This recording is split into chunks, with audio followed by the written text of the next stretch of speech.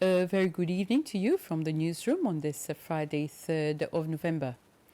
The Minister for Finance, Economic Planning and Trade, Nadi Hassan, says the 2024 budget is a continuation of the government's long-term program to improve social and economic conditions. Minister Hassan made the statement as he delivered the 2024 budget speech in the National Assembly this morning. Minister Nadi Hassan said the country's economy remains resilient despite domestic and global challenges. The minister described the 2024 budget as one that will help to bring about economic transformation, provide relief to those in need, strengthen the private sector, and develop the infrastructure needed for future development. The minister said the weakening global growth, the conflicts in Ukraine and in the Middle East will, however, have a negative impact on Seychelles. Amongst the measures the minister announced was a revision in social benefits over the next year. A sum of 1.3 billion rupees, or 11% of the total national budget, will go to the Agency for Social Protection. The minister said 96% of that amount will be used for payments of social security benefits and to people with disabilities and others. Minister Hassan also announced that the ASP will introduce new benefits and will carry out revision in social benefits as from next year. Now, regarding the issue of land and housing, the Minister for Finance announced that provisions in the 2024 budget will facilitate land bank and housing projects. It will also facilitate mid-range condominium projects.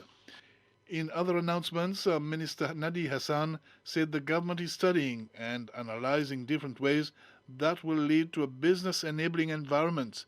First and foremost, there are legal barriers, he said, that will have to be removed to make it relatively easy for investors to open their businesses. In other announcements, Minister Hassan said next year's budget provides for the construction and renovation of various public facilities. They include the expansion of the intensive care unit at the Seychelles Hospital, a new storage facility to store medicine at Providence, a new health center at Belazar, and extensive renovation of the Bay-Saint-Anne Hospital. A rehabilitation center will also be built to accommodate drugs and alcohol addicts, and in an effort to encourage people to use renewable energy, the Minister for Finance says there will be cuts on taxes for hybrid vehicles. The Police Commissioner Ted Barbie held a press conference this morning during which he spoke about the challenges the police faces in fighting crime in the country, as well as its successes.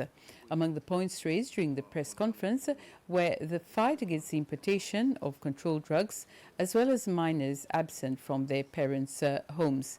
In October alone, police arrested a total of 7 foreigners, 2 Seychellois, as well as a Nigerian holding a work permit in Seychelles.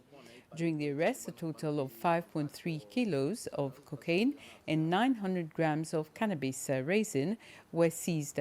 Another point raised during the press conference concerned minors absent from their parents' homes, and the police says a lot of resources are used to find them. They pointed out that many of the cases are the same group of minors. The funeral service for Father Gustave LaFortune was held this afternoon at the Cathedral of the Immaculate Conception. Father LaFortune died last Friday.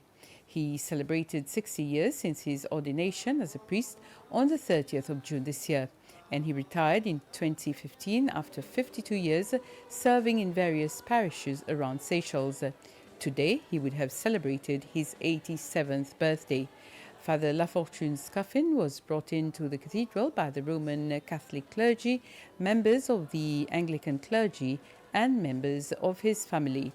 A large crowd attended to pay their respects and say their final farewell to Father LaFortune. Before the funeral service started, various speakers took the opportunity to say prayers and share fond memories of Father LaFortune and his contributions to the Church and Seychelles over the last 60 years, including his work to translate the Bible in Creole and the religious songs he composed in Creole. Father LaFortune has been buried at Beauvoir at La Misère. We'll be back at 8 with the news in Creole. Have a very pleasant evening.